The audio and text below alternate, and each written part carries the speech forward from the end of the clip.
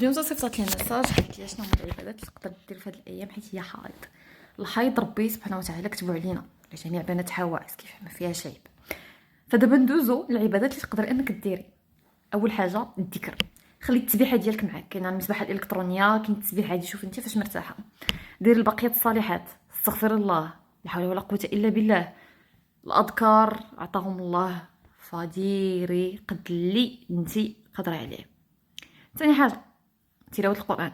الحمد لله دابا حنا عايشين في واحد العصر اللي عندنا التليفونات لي طابلات، فتقدري انك تقراي الجزء فين وصلتي في القران الكريم في التليفون ديالك وتقبل الله.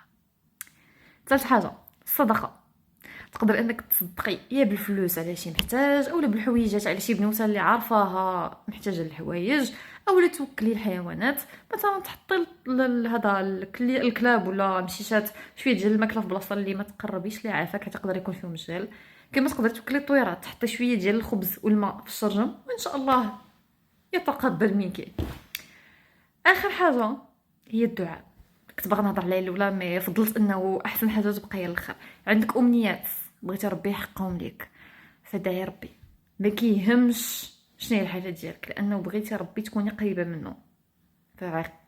دعي ربي بالدعوات اللي كتمنيهم وخيرا ان شاء الله. فالله يستر امرك، الله يفرح قلبك، والله يخليك ديما قريبه من الله سبحانه وتعالى. قولي امين.